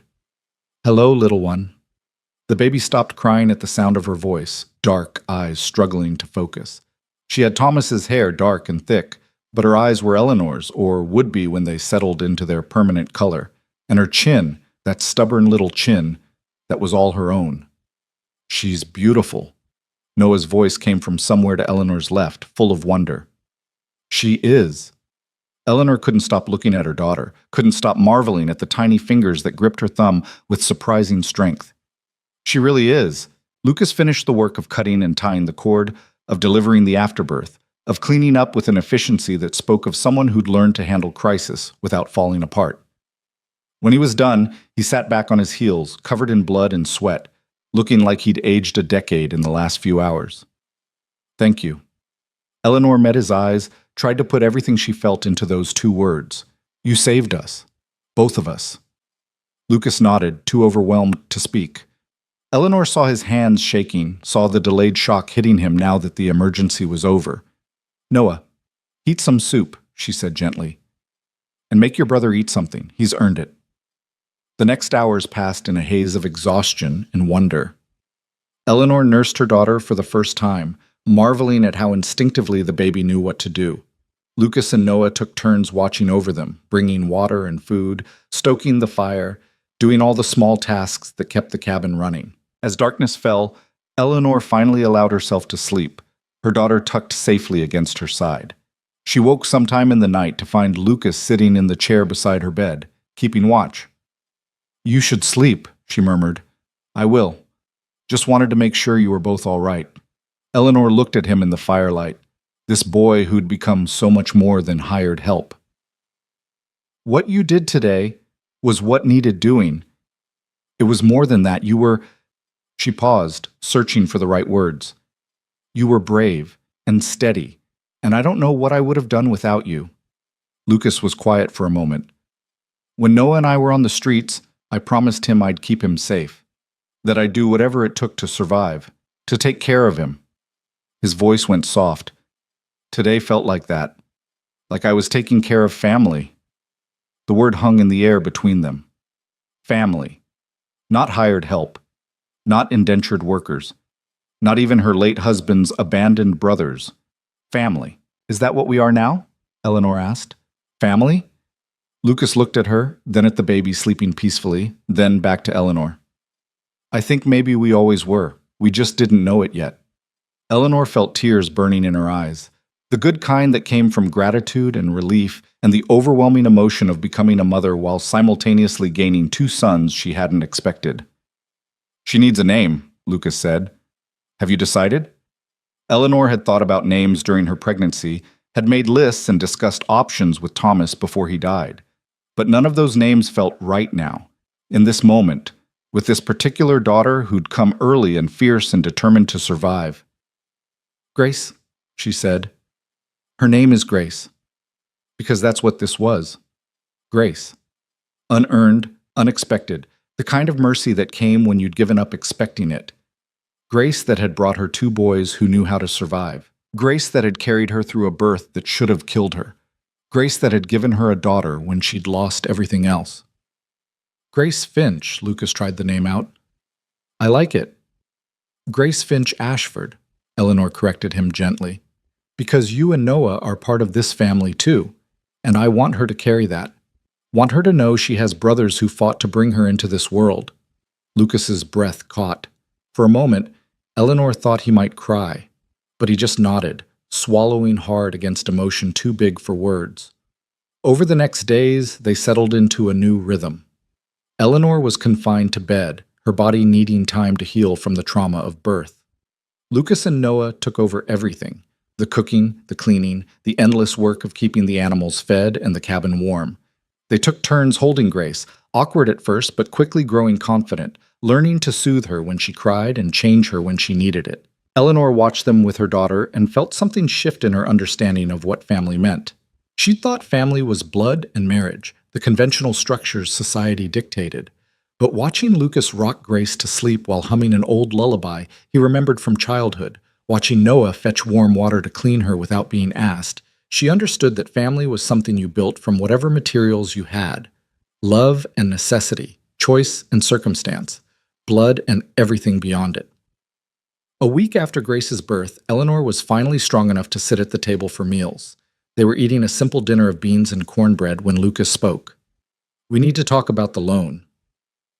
Eleanor had been trying not to think about it, trying to focus on recovery and her daughter and getting through each day.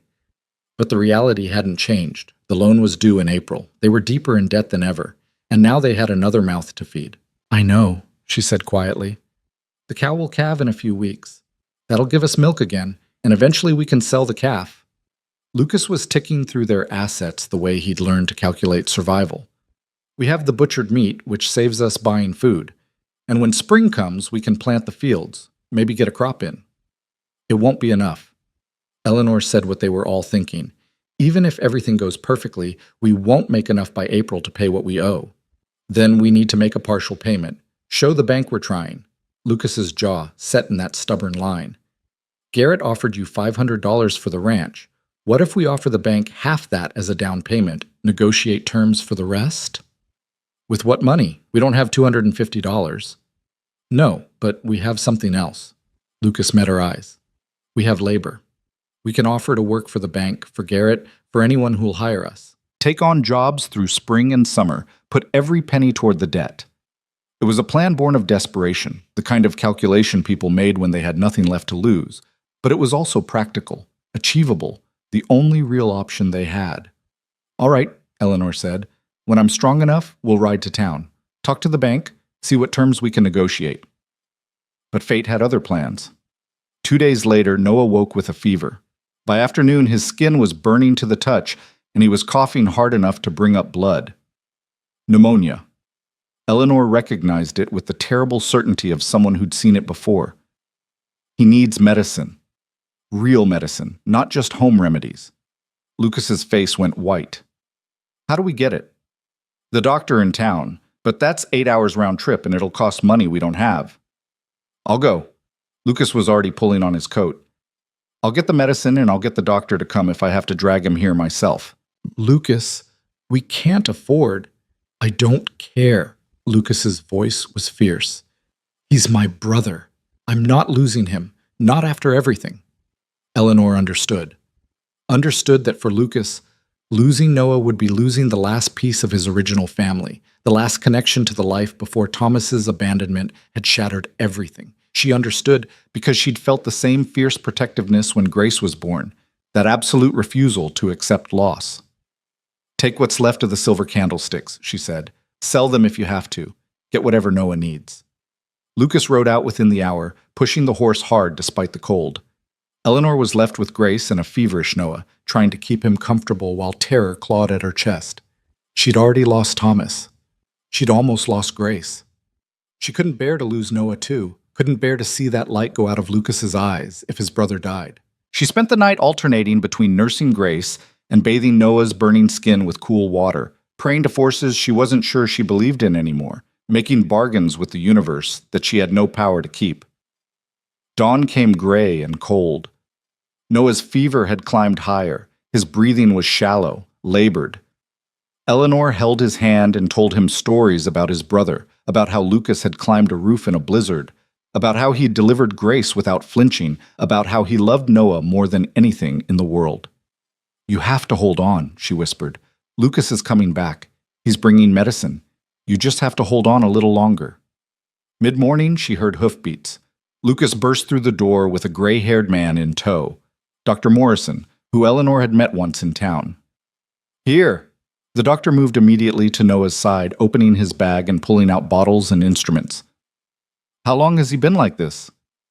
2 days. The fever started suddenly. Dr. Morrison worked quickly, listening to Noah's lungs, checking his pulse, finally administering medicine from a dark brown bottle. Pneumonia, as you suspected. Caught it early, though. This should bring the fever down, help with the breathing. They waited. Lucas sat beside his brother, holding his hand, whispering things too low for Eleanor to hear. Eleanor held Grace and watched, hoping, praying. By evening, the fever broke.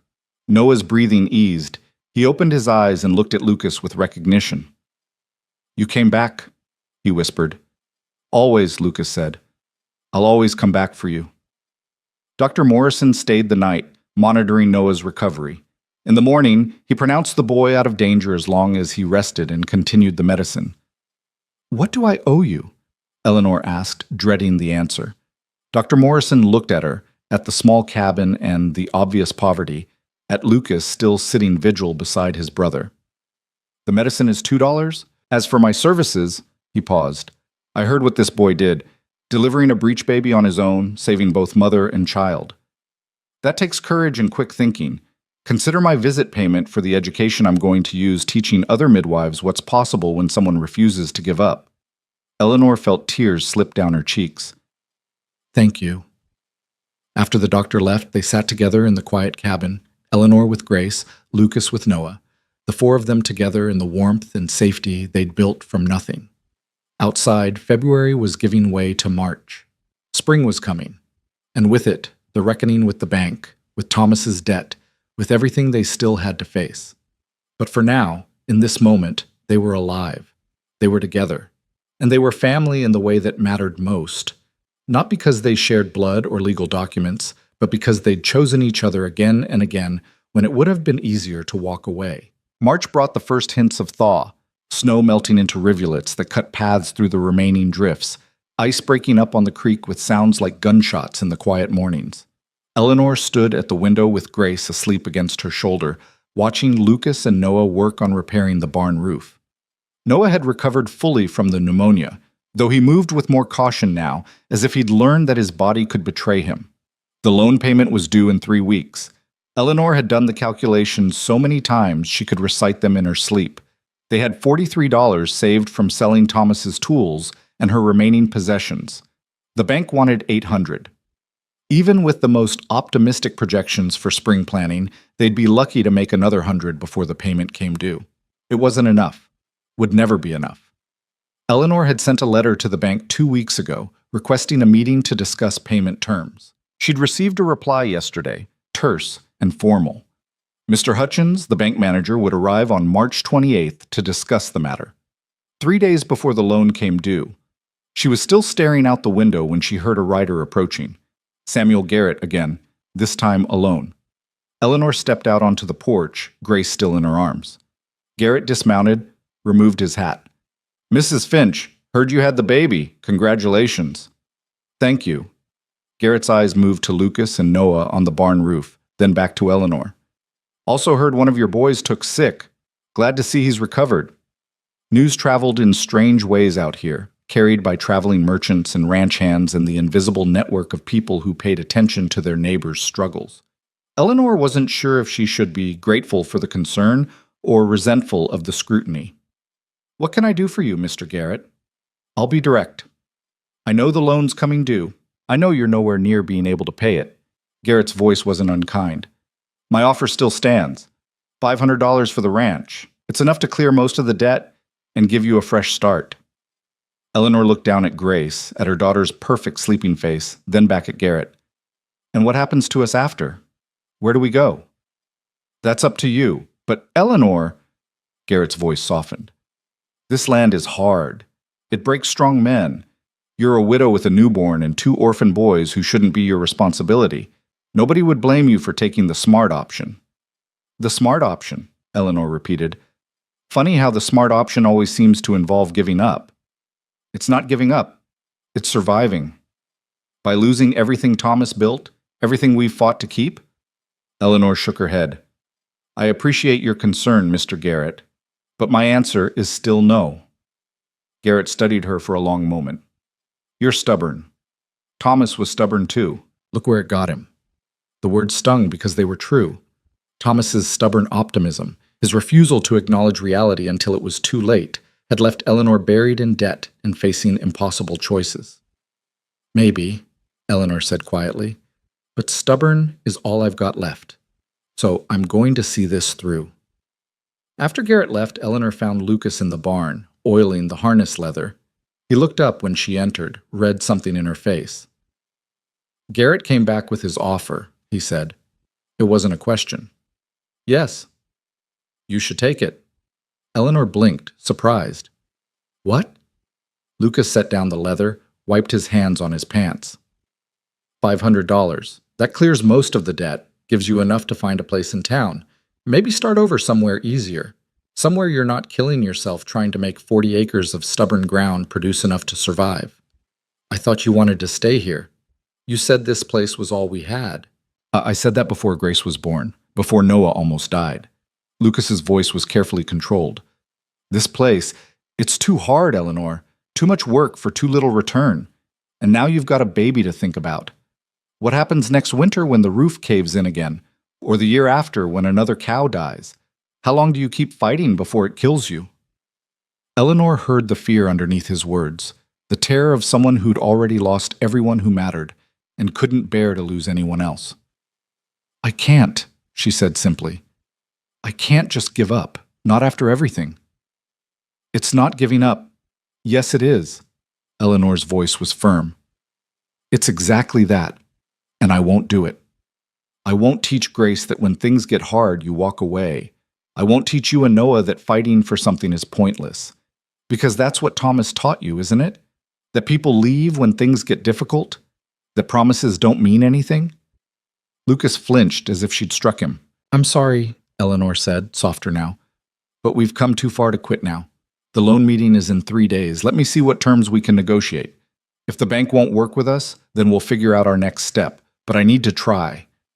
Lucas was quiet for a long time. Then he nodded slowly. All right. But Eleanor, if this doesn't work, if the bank takes the ranch anyway, promise me you won't blame yourself. Some things can't be fixed no matter how hard you fight. I promise, Eleanor said, though she wasn't sure she could keep it. The next 3 days passed in a blur of anxious preparation. Eleanor rehearsed her arguments, practiced her negotiating points, tried to present herself as a competent businesswoman instead of a desperate widow. Lucas and Noah worked double time on repairs, trying to make the ranch look as prosperous as possible for the banker's visit. March 28th dawned clear and cold. Eleanor dressed in her best remaining dress, one she'd let out to accommodate her post-pregnancy body. She fed Grace, settled her with Noah, who'd proven surprisingly adept at soothing the baby, and waited on the porch with Lucas for Mr. Hutchins to arrive. The banker came at noon, riding in a covered buggy that seemed absurdly formal for the rough frontier road. He was a thin man in his 50s, with wire-rimmed spectacles and the pinched expression of someone perpetually disappointed by humanity. Mrs. Finch. He greeted her with a curt nod. Shall we discuss your situation? Eleanor led him inside, offered coffee that he declined. They sat at the table, Eleanor, Lucas, and Mr. Hutchins, with the weight of $800 in debt hanging between them. I'll be frank, Hutchins began, pulling papers from his case. Your husband took out this loan 6 months before his death. The terms were clear. Full payment due 1 year from signing, with the property as collateral. That payment is now due in 3 days. I understand the terms, Mr. Hutchins. I'm here to discuss an extension or a payment plan. Hutchins' eyebrows rose. Based on what collateral? The ranch is already pledged against the original loan. You have no other assets of value. I have labor. I have 2 capable workers and myself. We can take on additional jobs, put every penny toward the debt. That's admirable, Mrs. Finch, but impractical. Even working full-time, you'd need years to pay off this amount. The bank isn't in the business of extended charity. Lucas spoke up, his voice steady. What if we made a substantial down payment? Proved we're serious about meeting our obligations. Hutchins looked at Lucas as if noticing him for the first time. How substantial? $200 by the end of the week. Eleanor's head snapped toward Lucas. They didn't have $200. They barely had 50. But Lucas continued, his voice calm. $200 down, then monthly payments of $25. We'd have the full amount paid off in 2 years. Where exactly would you get $200 in 3 days? Hutchins' tone was skeptical. We have assets we can liquidate. Livestock, equipment, personal items. Lucas met the banker's eyes with a confidence Eleanor didn't feel. But we need to know the bank will accept those terms before we sell. Hutchins was silent, calculating. Eleanor could see him weighing the options. Take the ranch now and deal with the hassle of selling it, or accept a payment plan from a widow who might default in 6 months anyway. $150 down, Hutchins said finally. $30 monthly for 20 months. Miss a single payment, and the full amount becomes due immediately. Those are my terms. Eleanor did the math in her head. $30 a month was more than they could reliably make, especially in winter. But it was also a chance, a foothold, a way forward that didn't involve losing everything immediately. We'll take it, she said before Lucas could respond. Hutchins produced a contract, had Eleanor sign it with Lucas as witness. When the banker finally left, Eleanor turned to Lucas with a mixture of gratitude and fury. Where are we going to get $150 in 3 days? Lucas's confidence faltered slightly. I'm working on that. Working on it? Lucas, we just committed to terms we can't meet. If we don't come up with the money, we'll come up with it. Lucas's jaw set in that stubborn line. I have an idea. Just trust me. Eleanor wanted to shake him, wanted to demand answers. But she'd learned over the past months that Lucas didn't make promises he couldn't keep. If he said he had a plan, she had to trust him. That evening, Lucas rode out alone, refusing to say where he was going. He returned after dark, looking exhausted but determined. "I talked to Garrett," he said. "Asked him if his offer was still open." Eleanor's heart sank. "Lucas, no. I told him not for the whole ranch, for the north pasture, 20 acres. Lucas met her eyes. "He'll pay $200 for it. Good grazing land adjacent to his property. He's been wanting to expand in that direction anyway." "That's half our land." "It's the half we weren't going to be able to plant this year anyway. And it saves the rest." Lucas's voice was gentle. "Eleanor, we can rebuild. We can make 20 acres work. But we can't make anything work if the bank takes it all." Eleanor thought about the north pasture, about the hours she and Thomas had spent walking that land, planning what they'd do with it. Thought about giving away half of everything they'd worked for. But she also thought about Grace sleeping peacefully in her cradle, about Noah, who'd almost died because they couldn't afford proper medicine, about Lucas, who'd kept them all alive through sheer determination. "All right," she said quietly. "Sell it." The transaction happened 2 days later. Garrett arrived with cash, counted out $200 in bills and coins.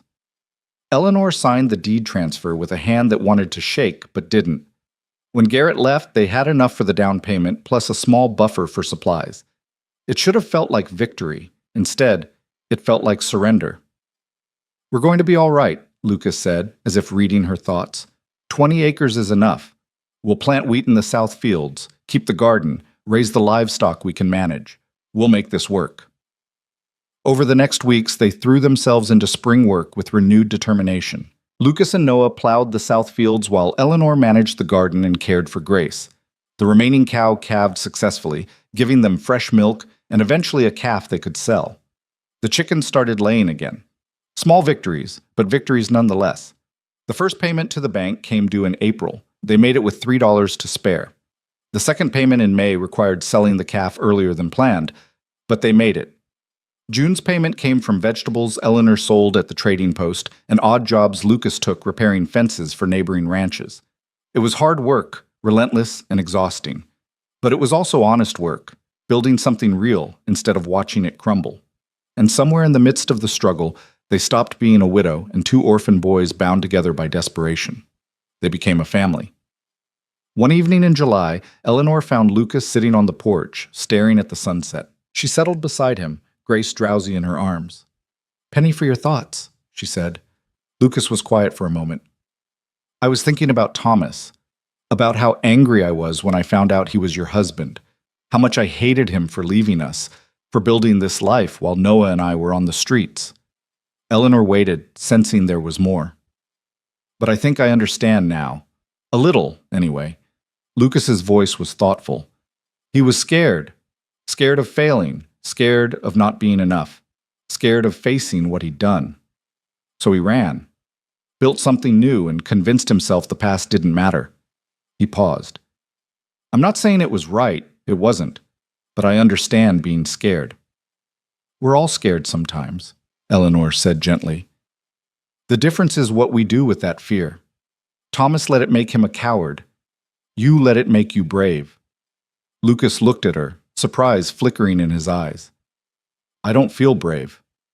Brave people rarely do. They just do what needs doing and call it survival." Eleanor shifted Grace to her other arm.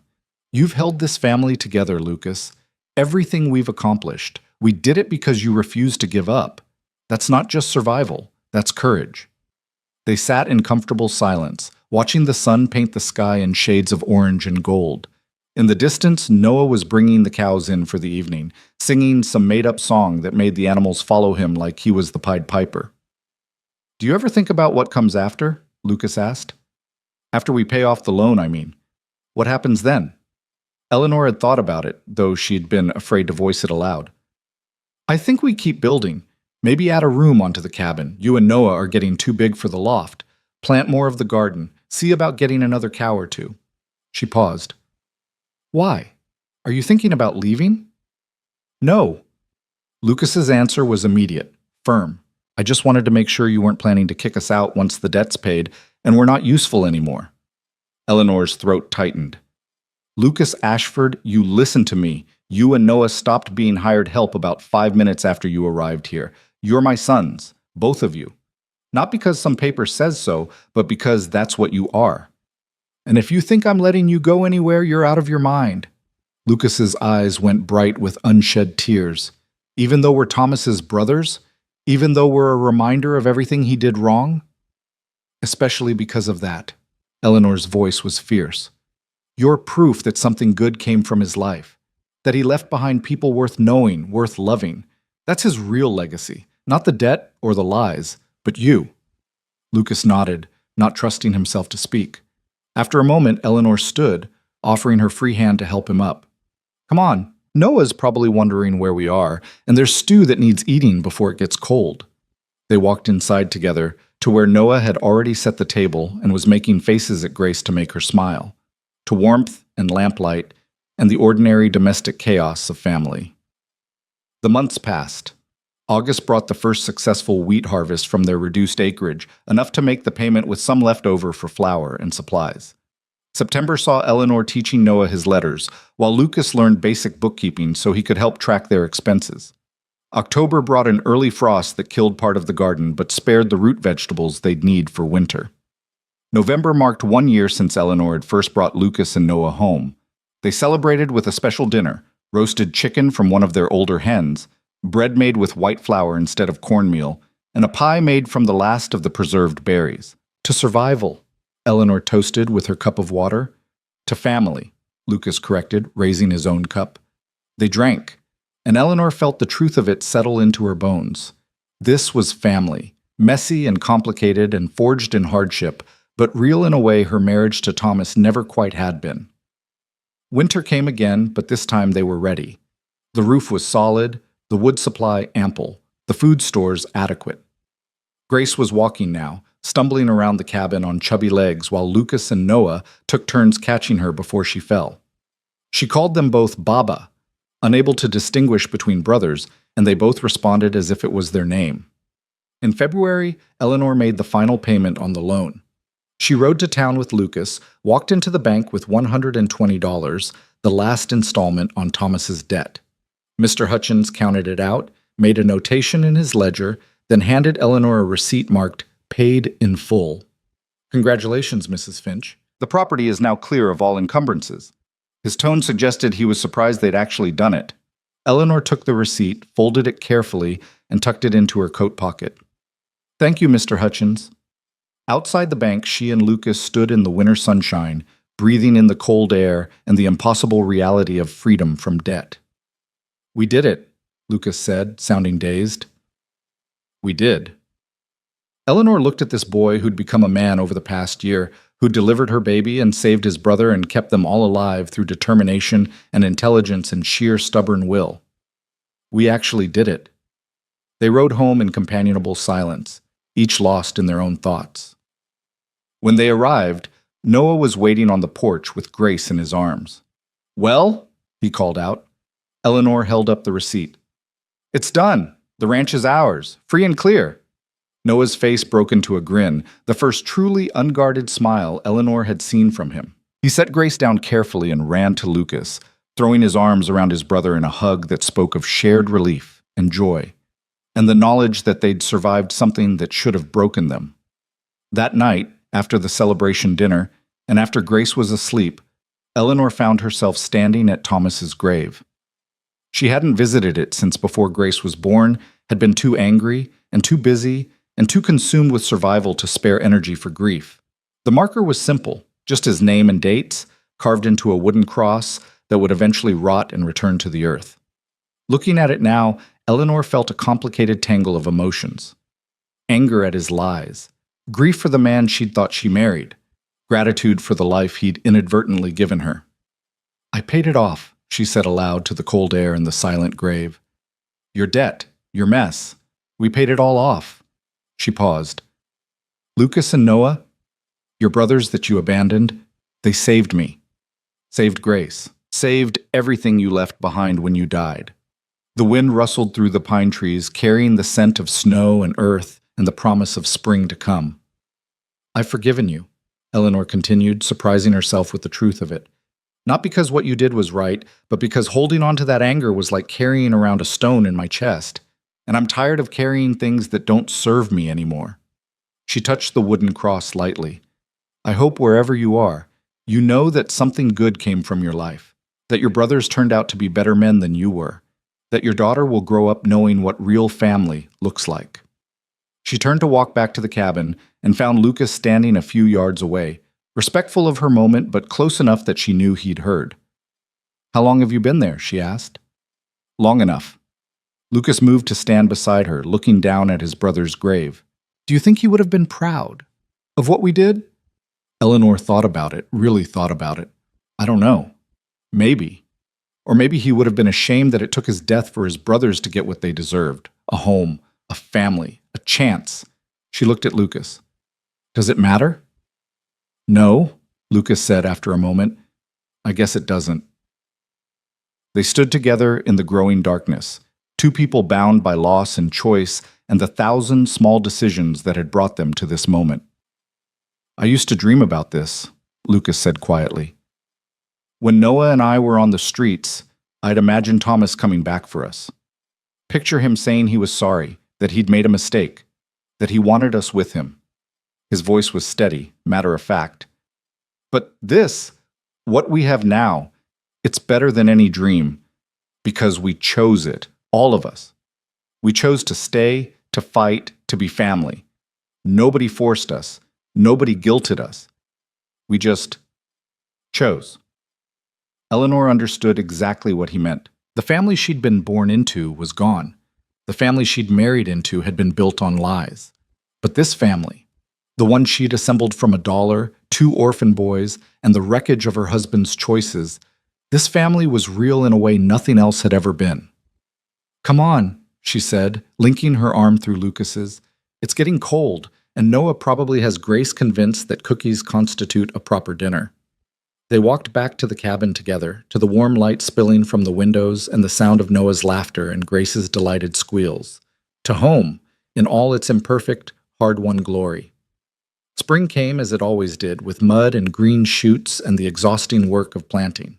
But this spring carried something different. Hope, maybe, or just the quiet confidence of people who'd survived the worst and knew they could handle whatever came next. Eleanor stood in the garden one April morning, Grace toddling between the rows while Lucas and Noah worked the far field. She could hear their voices carried on the wind, could see them working in that synchronized way they'd developed, brothers who'd learned to read each other's movements through years of survival. Grace stumbled and sat down hard, looking up at Eleanor with wide eyes, as if checking whether this warranted crying. "You're all right, little one," Eleanor said, offering her hand. "Up you go." Grace grabbed her mother's hand and pulled herself up, determined and stubborn, and already showing signs of the fighter she'd need to be to thrive in this hard country. Looking at her daughter, Eleanor felt the weight of everything that had brought them to this moment. Thomas's abandonment of his brothers, his death, her desperate journey to the orphanage with a single $1, the winter that had tried to kill them, Grace's early birth, Noah's brush with pneumonia, but the slow grinding work of paying off debt and holding on to land and building something real from nothing. It had been brutal. It had been unfair. It had broken her and remade her into someone harder and stronger and more honest than she'd been before. And she wouldn't change a single moment of it, because that suffering had given her Lucas and Noah, had taught her what family really meant, had shown her that sometimes the things you buy for $1 turn out to be priceless. Years later, when Grace was old enough to ask questions, she would want to know about her father, and Eleanor would tell her the truth, the good and the bad, the love and the lies, the man Thomas had been and the one he'd failed to be. But she would also tell her about the brothers he'd left behind, about how they'd saved Eleanor's life and Grace's life and the life of the ranch, about how they'd chosen to stay when they could have left, about how they'd built a family from the wreckage of broken promises. And Grace would grow up calling Lucas and Noah her brothers, because that's what they were. Not uncles, not hired help, but brothers in the way that mattered, people who showed up, who stayed, who chose love even when it was hard. The story Eleanor had stepped into that December day at the orphanage had seemed simple enough. A widow buying labor for $1, a desperate gamble to save a failing ranch. But like all good stories, it had twisted and complicated and revealed itself to be about something else entirely. About forgiveness and choice. About how family wasn't something you were born into, but something you built with intention and courage. About how the worst circumstances could sometimes gift you with the exact people you needed, even if you didn't know you needed them. Eleanor called Grace over, scooped her up, and walked toward the field where her sons, because that's what Lucas and Noah were now, truly and completely, were taking a water break in the shade. "Looking good," she called out. "Another week and we'll have the whole south field planted." "Might do the west section too," Lucas said, wiping sweat from his forehead. "Weather's holding, and we've got enough seed." The west section was part of what we sold to Garrett. "Was?"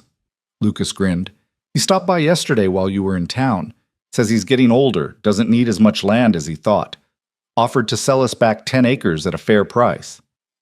Eleanor felt something warm bloom in her chest, not just at the possibility of reclaiming some of their land, but at the casual way Lucas said us, as if there was no question that they were partners in this enterprise, equals in every way that mattered. "Can we afford it?" she asked.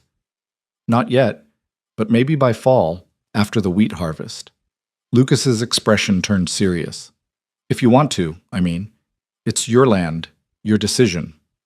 "Our land," Eleanor corrected gently. "Our decision, all of us." She saw the impact of those words in Lucas's face, in the way his shoulders straightened and his eyes brightened. Saw Noah's similar reaction, the quiet kid who'd stopped speaking for months in the orphanage, but who sang to the cows now and told Grace elaborate stories before bed. These were her sons. This was her family, and this land, this hard, unforgiving, beautiful land, was their home.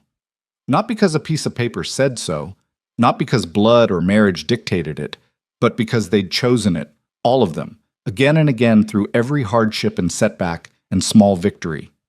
The sun climbed higher, warming the earth and the people on it. There was work to be done, as there always was. Fields to plant, animals to tend, a cabin to maintain, a child to raise, a future to build from the ashes of the past. But for this moment, Eleanor let herself just stand there with her daughter in her arms and her sons beside her, feeling the weight of what they'd survived and the promise of what lay ahead.